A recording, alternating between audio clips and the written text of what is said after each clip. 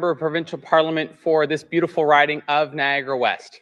I would like to extend my warmest welcome to friends of mine and friends of Niagara's, Premier Ford and Minister Fedeli, and to all visitors here today who are at the Clean Works Corporation in Beamsville.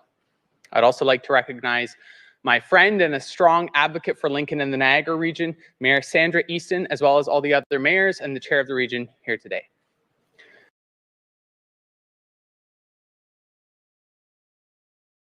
I always look forward to opportunities like this one to host the Premier and his ministers here in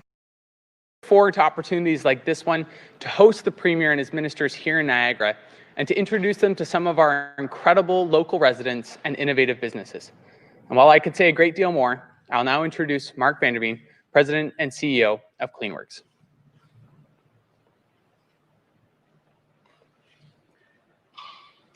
Thank you, P.A. Oosterhoff. And on behalf of the Court family, I'd like to welcome everyone here today. Our company has deep roots in this community and have been in Ontario for over 100 years. CleanWorks was founded by local farmer Paul Moyer and Court Holdings Limited, both companies based right here in Beamsville, Ontario.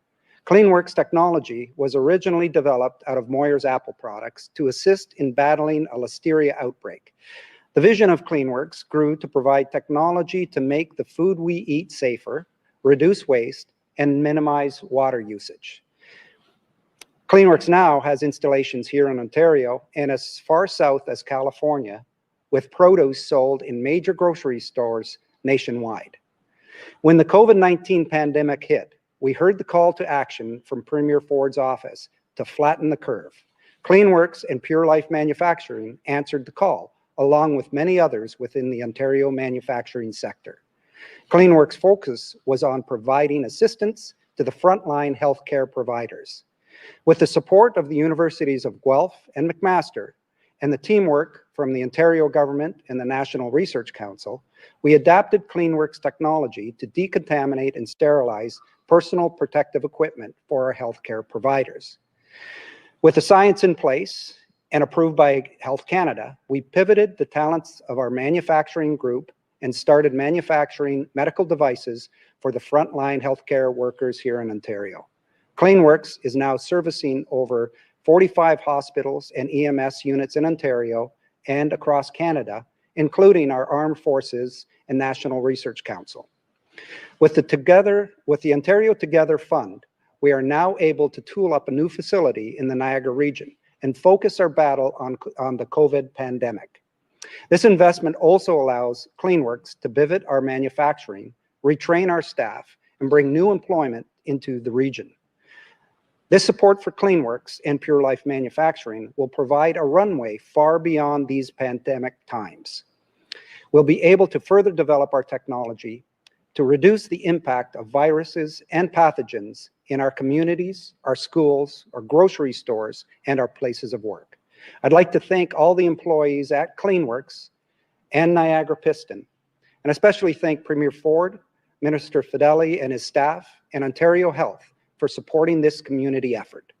And now it's my pleasure to invite to the podium the Premier of Ontario, Doug Ford. Great, thank you. Thank you so much.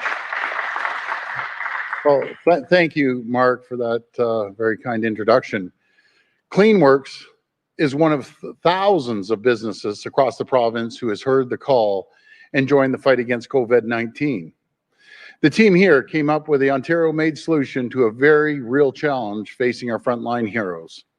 And I'll say more about this in a moment.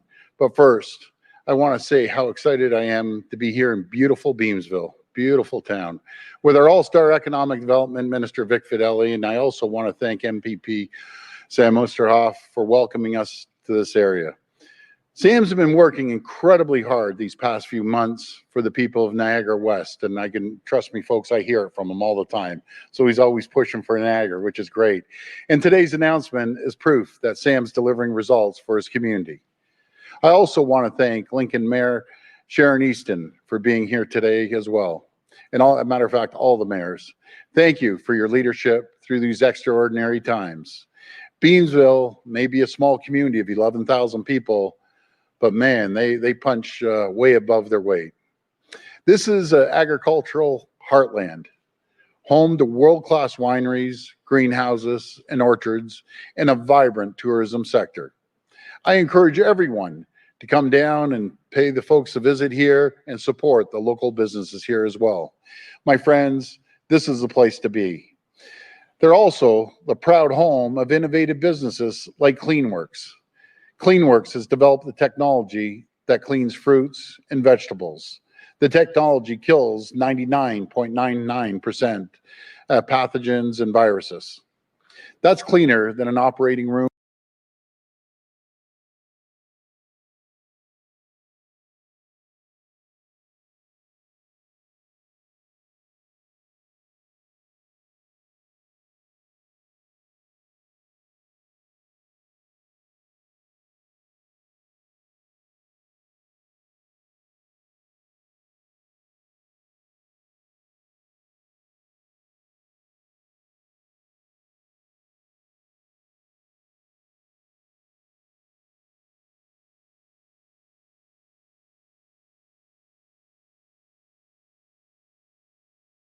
Along with other personal protective equipment. This technology is the first of its kind in the world. There's nothing else like this on the market. That's the Ontario spirit, my friends. We have the best and the brightest minds right here in Ontario coming up with these homegrown solutions. And today, I'm proud to announce our government is investing $2 million in CleanWorks through the Ontario Together Fund. This funding will help CleanWorks ramp up the production of these incredible machines and create 19 more jobs in the process. That's the important part. We don't just want to develop this technology for ourselves. We want to build enough to support everyone coast to coast to coast and beyond. We are Canada's workshop right here in Ontario, and I'm excited to hear that CleanWorks is joining the CME Ontario Made program. So everyone who buys one of these machines will know it was proudly made right here in Ontario. And I just heard this morning, almost 800 manufacturers and 75 retailers have already registered for the CME program. That's 2,334 products that will now have the Ontario Made logo. That's 2,334 products that customers will be able to buy knowing they're supporting Ontario jobs and businesses. My friends, we are a manufacturing powerhouse here in Ontario, and this is proof we can do anything, manufacture anything here, right here in Ontario. So the next time you're at the store, look for that logo, support your local businesses and factories, and buy Ontario Made. Thank you, and God bless the people of Ontario. Now I'll hand it over to Minister Fedeli.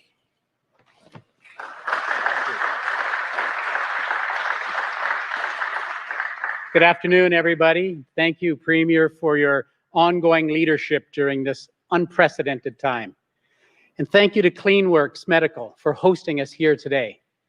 Ontario's business community has demonstrated the best of the Ontario spirit by stepping up and retooling or ramping up their operations to help us provide personal protective equipment, and by providing important, innovative solutions. Through the Ontario Together portal and the Ontario Together Fund, we have mobilized our province's innovation and manufacturing might.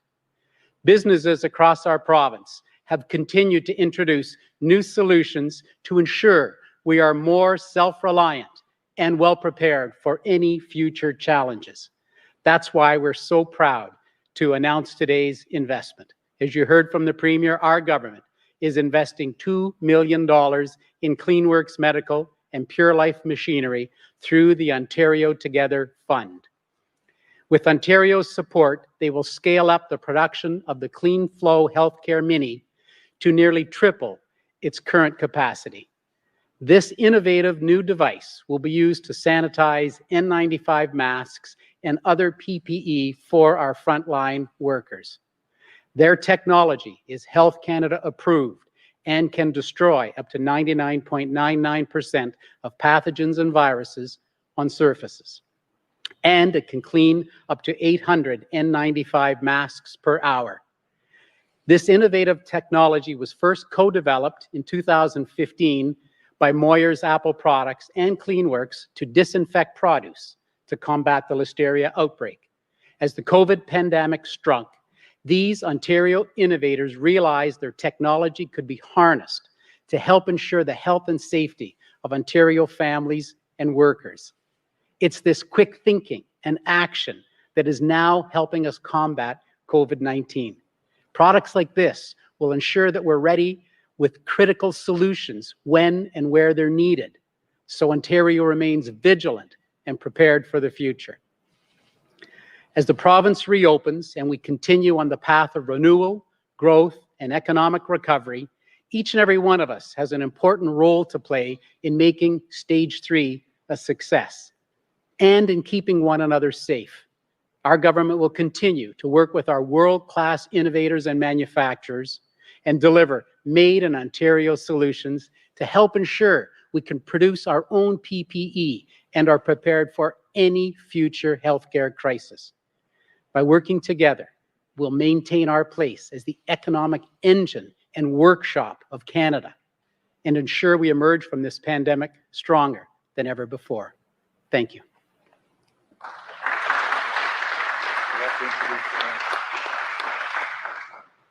Apologize.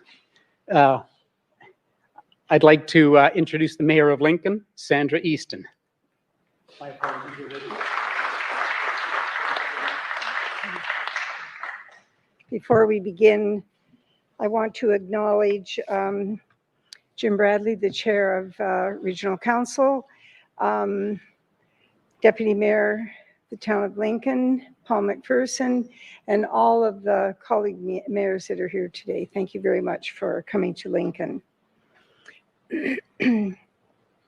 Thank you, Premier Ford and Minister Fedeli, for the excellent announcement.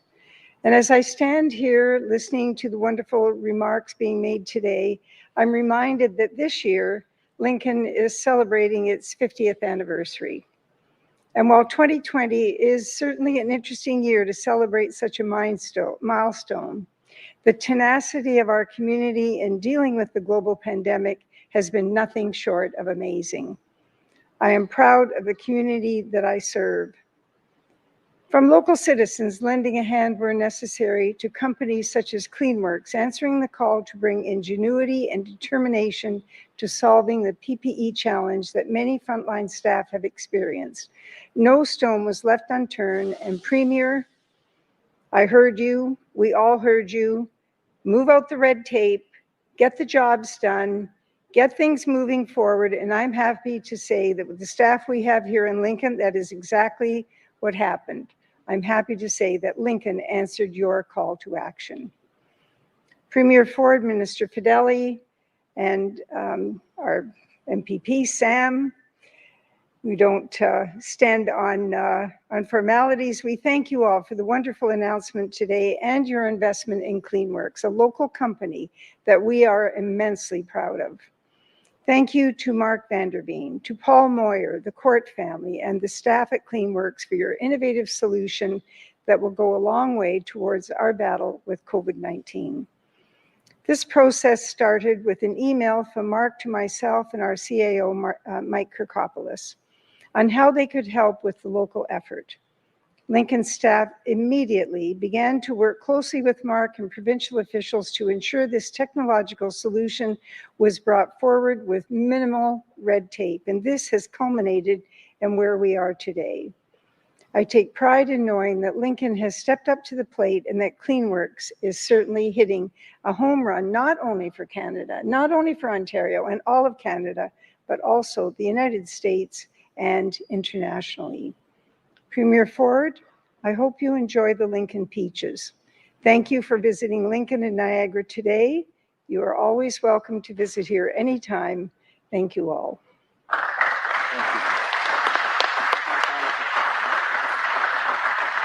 Well, thank you so much, Mayor, and I definitely will enjoy the peaches picked right from the mayor's farm. So thank you. It was very thoughtful of you. We're going to go to the phone line for questions. Just a reminder, it's one question and one follow-up. Your first question comes from Alan Benner with St. Catharines Standard. Please go ahead. Hi, Alan. Hi, welcome to Niagara. Thank you. Just wondered, since I suppose we entered stage 2, we've seen really thousands of people from the GTA congregating at our beaches, Clifton Hill, Niagara on the Lake. Any other year, that would be a great thing, but it's leading to certainly concerns about social distancing, mask wearing, that type of thing. Wondered if you had any advice for our local political leaders on how to cope with that. Well, I think the local leaders, first of all, are doing an incredible job. They're fabulous. I think I have advice for the people from Toronto and GTA. And by all means, I understand why you come down to a beautiful region, down to Niagara. It's absolutely gorgeous here. And you end up over at Niagara Falls, again, a beautiful area. But folks, you got to practice the golden rule, social distancing. Make sure you have a face covering when you go in lines, be it down on the strip there in Niagara Falls. They briefed me this morning. I saw pictures this morning. And, we've come so far as a province, and everyone has pitched in, right across the board. The technology we see at Cleanworks today is one example, world class. And I always go back to saying we have the brightest people anywhere in the world. And I truly believe that. And here's another example how we can pretty well sanitize anything through the machines. And I really encourage every manufacturer. We have a lot of manufacturers, especially in the food industry, call Cleanworks and get this piece of equipment, because it's guaranteed sterilization 99.99%. But in going back to your original question, my friend, it's just about consideration, respecting other people. That's really what it comes down to. It's not about lack of advertising. We've spent more money on advertising. The feds have, municipalities have. Everyone knows the rules. Just respect them. That's simple as that. We're leading North America in the lowest cases. They came out with a number of 91 cases again, 19,000 tests yesterday. And again, I say it every newscast. I'll continue saying I play the smallest part in this. It's all the rest of the 14.5 million people. Actually, I better start changing that. It's 14,770,000 people right here in Ontario, and we're growing rapidly. Best place anywhere in the world, bar none. Can't compare us to anyone. Follow up. Best of the best here. Very good. Thank you so much. Thank you. Do you have a follow-up? Next question. Oh, next question. Your next question comes from Rob Ferguson with the Toronto Star. Please go ahead. Hi, Rob. Hi, Premier. Thanks for taking our questions today. Just wanted to ask, with the pandemic pay, we're still getting sporadic reports that nurses, for example, still aren't getting it. I hear the money has flowed to hospitals, but what's going on? We're coming on like 5 months here. Yeah, well, it's all out the door at the province. It's in over 2,000 employers, and they have to distribute it. I keep telling the employers, I know there's 2,000 of them. It was a little complicated, but we got you the money. Start dishing it out. Like, these people are in need of it. By the way, no one's going to lose any pay. It's going to be retroactive right from day one. And it'll be nice to get a nice check, but still, these people can't wait. People are scraping by right now. It's hard to pay rent, hard to pay a mortgage, hard to put food on the table. Hospitals, get your act together. The ones that have already distributed, I thank you. But there's no reason. This has taken way, way too long. Let's get the money into the people's pockets. That's the reason we put it out there. So thanks for mentioning that, Rob. And I'll make sure we have health follow up with the folks who still have the money and who hasn't distributed. And I'll get our finance department, and we'll get you a list, by the way, Rob, because these people have to be held accountable. If they have the money, they're waiting around, it should be out the door. Simple as that. But great question, Rob. Follow up. And I'll bring you a couple of peaches for that great question. I got a whole basket of them here. All right, thank you. Just to change the subject a little bit, I wanted to ask about social bubbles, social circles. I am getting emails from readers wondering when they can be expanded. And I think, as you have mentioned, there's this feeling out there that because we've gone to stage 3, people can relax. So where are we on when the social circles would be able to increase from the current 10 same people? I know that's with the health table, and it's always coming up, but they want to continue on with the social circles of 10 right now. And I'll ask that question when I get back on the health table. I talk to them almost every day. I'll mention that. But you know something, this pandemic's not over.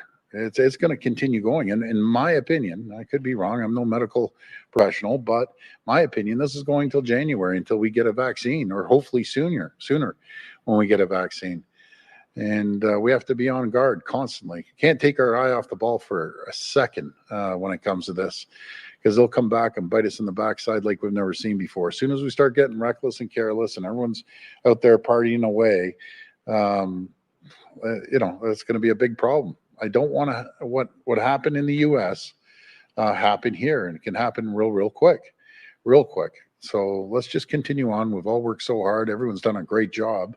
So let's just continue on as a strong province. Next question. Your next question comes from Mike Crawley with CBC News. Please go ahead. Hi, Mike. Hi, Premier Ford.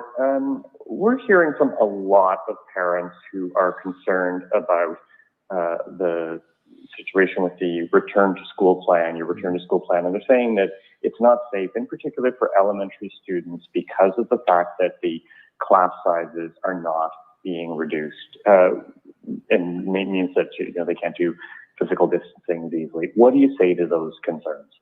Well, first of all, it's not our plan. We went with some of the brightest minds in the world, not even Canada, not even Ontario, the Sick Kids medical team that's advising us, along with CHEO and UHN and our health team. They've come up with a plan. And, you know, if your kid is sick, the first thing you want to do is bring them to the doctors. And really sick, you bring them to Sick Kids, world class. So they've come up with a plan. I respect their plan. They're the experts. We aren't the experts. But for the parents that are nervous, I understand. I'm nervous as a premier. I'm going to be losing sleep all the way up through September to make sure these kids are safe. Folks, there's nothing more important to me and all the parents and everyone, even if you don't have kids. The number one concern is to make sure our kids are safe when they go back. There's going to be 2 million kids going back into the system, 160,000 teachers. Absolutely, it's concerning. But we have some of the most stringent rules in the entire country. Sometimes you guys like always mentioning BC. Let's look at BC. Our cohorts are 15. Theirs are anywhere from 60 to 150. You know, they don't even require masks. Alberta doesn't, BC doesn't. And I wish them all the best. We're requiring masks from grade 4 all the way up through high school. We're having the kids in high school go half a day, and then the other half is online. We put $80 million into hiring more staff, more cleaning services. We're the only jurisdiction, any province in the country, that are hiring 500 nurses specifically for schools at $50 million. We're putting $309 million, more than anyone, by far, per capita in the country. And I won't spare a penny. I'll spend whatever it takes to keep our kids safe. So I think Sick Kids have come up with an incredible plan. I fully understand why the parents are nervous. I'd be nervous if my kids were back in school. They're older now, but still, I fully understand the situation there. And the other thing is, sorry, they don't have to put their kids in school. They can keep them home and do online learning. So it's just, Mike, when I talk to kids out there and I talk to parents, the parents want certainty. They want to try to go back to normal 5 days a week. I get it. And that's what we're going to be doing. And the kids, I've never seen so many kids wanting to get back to school in my entire life. They want to see their friends and try to get back to a normal life themselves.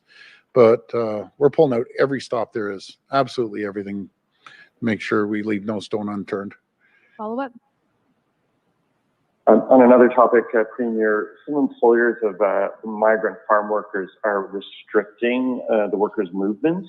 So they're asking them basically to sign documents saying that they will not leave the premises of the farm that they're working on, even if it's to do essential tasks like go to get groceries.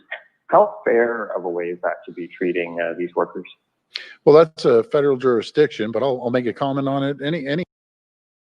Anyways, first of all, we've inspected over 160 farms, and I just asked the farmers, very simple, get these guys tested, guys, gals, whoever, test them, simple. Once they get tested, they come out negative, that's great. If they're positive, we're going to take care of them. We're going to pay them. We're going to shelter them. We're going to feed them. So just get them tested and we're all good. As for requiring someone to stay in the jurisdiction of a farm, that's, again, the federal government. Is it fair? It's only fair if they don't get tested. If they get tested, then go to the grocery store. You're good. You're good to go. But again, it's not for me to say. That's strictly the federal government that puts those requirements in. Next question. Your next question comes from Randy Ross with CHDH-TV. Please go ahead. Hey, Randy. Yeah, hi, Premier. Further to Mike's question, you said earlier this year that you were going to roll out mobile testing for migrant farm workers in Niagara. What's the status of that? Has that happened? Is that happening right now? Yeah, it is. So we have the mobile testing that we've set up appointments for the farms, and we're going from farm to farm. We also have a testing location that they can come and go in and get tested. And there's another one by the hospital. I want to thank the folks at the hospital in the Windsor, Essex area. You guys are absolute champions. You've come out, you've supported us right at the beginning. We set up the testing area and no one showed up. Now people are coming, so we just need to get through it. You know, we've learned a lot, but just get tested. It's as simple as that. It's a no-brainer in my opinion. Follow up. Yeah, okay. Yeah, I want to ask you about the murder of Darian Henderson Bellman. She was murdered allegedly by Darnell Reed, who the court let out on bail against the advice of the police. He'd had many violent firearm offenses beforehand, and he ended up murdering a woman that he had allegedly that he had a court order against, a court restraining order against going anywhere near. Is there anything that you can think of that could be done to stop the, as Patrick Brown describes it, revolving door in the justice system, letting serious offenders out on bail? Well, it's the federal government. That's the problem. I'm getting along extremely well with them. This is not a criticism. It's not against the feds, but guys, you can't keep letting these guys get out and walk the streets. It's up to them to toughen up on the sentences. That's the biggest challenge that we're facing. And not just this case, but you get up in the Toronto GTA, what do we have, 12 shootings? I'd grab those little buggers and throw them in jail, throw the key away and let them rot in there. They're going to go around and create violence in our neighborhoods where our kids are playing outside and the families don't feel safe. 12 shootings? You got to be kidding me. Throw these guys in jail, guys, gals, mostly guys, throw them in jail, throw away the key. Simple. Teach them a lesson. We're way too soft on crime. We got to toughen up on the sentences. And the police are frustrated too. I talk to the police all the time. They're frustrated. They go out there, put their lives on the line for us.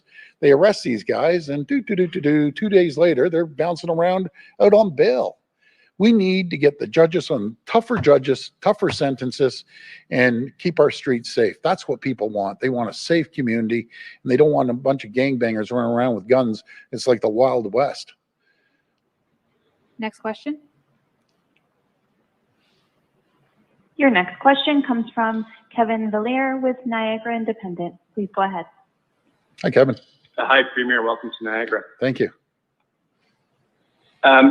My question is this what you hoped for in terms of making the best out of a terrible situation? We've got the pandemic, but now you've got different sectors like universities, the private industry, government, all coming together, innovating, creating new products, creating new jobs.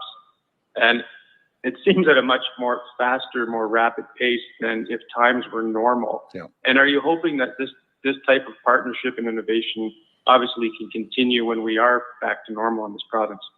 That's a fabulous question. You know, I'll give you an example. When I talked to the Minister of Colleges and Universities, a couple of presidents of the colleges and universities, I want to give them all the credit in the world. They said, Doug, when this pandemic hit, what took us 2 weeks to get online would have taken us 10 years through the bureaucracy. And the ingenuity and the creativity of the people and here in Ontario, it's absolutely staggering what I've seen. You have two choices as Premier. You get cooped up in in the bubble, I call it, down at Queen's Park and listen to a bunch of politicians, blah, blah, blah, blah.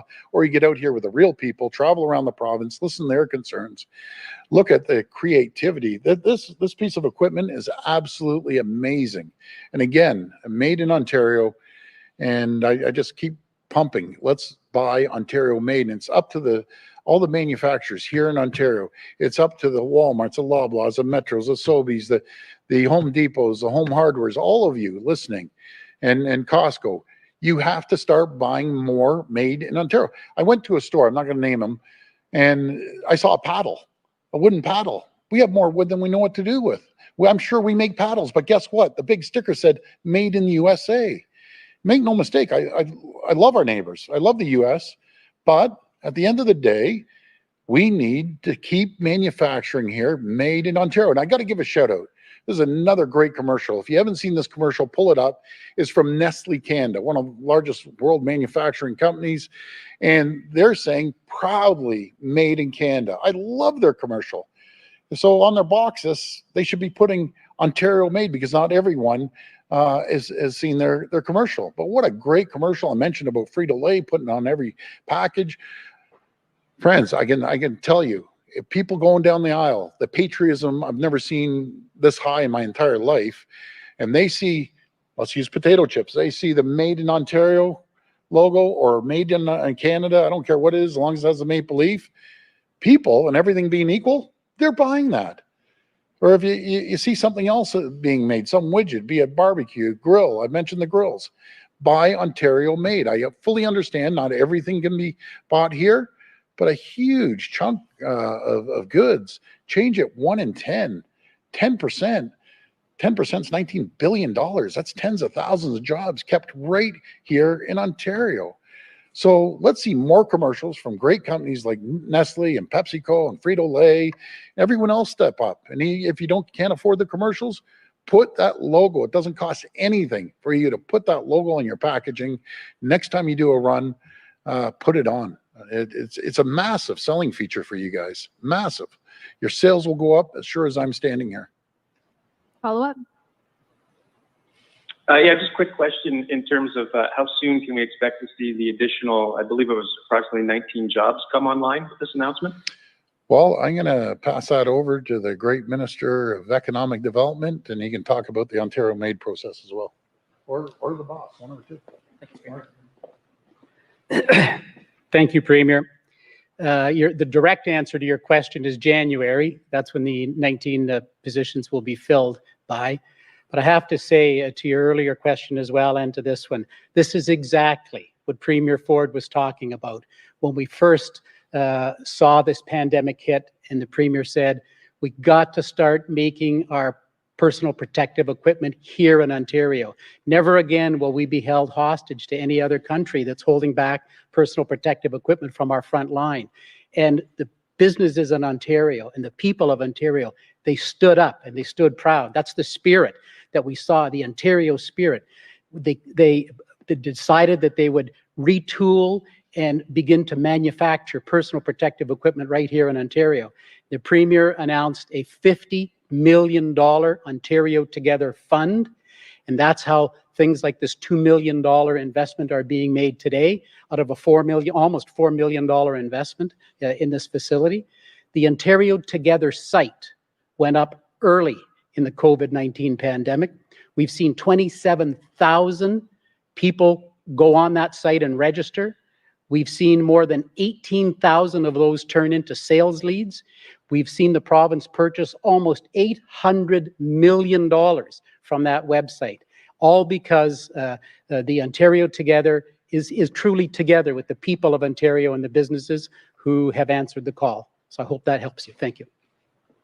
Last question. Your final question comes from Cynthia Mulligan with City News. Please go ahead. Hi, Cynthia. Hi, Premier.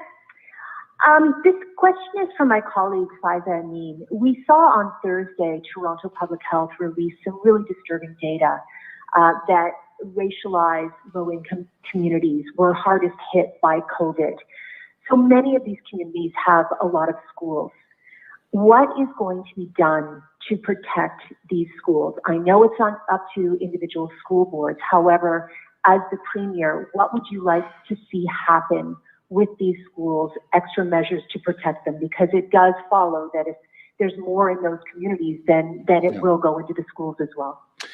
So there's two options on the table, one for rural areas that don't have a densely populated area, and then there's ones for, be it Toronto or GTA or any other areas that are densely populated, that the rural areas can send their kids to school all day, the high school kids if they want. But I really, Cynthia, truly believe in following the best health experts in the world from sick kids. They've put out the guidelines and just make sure that they follow them.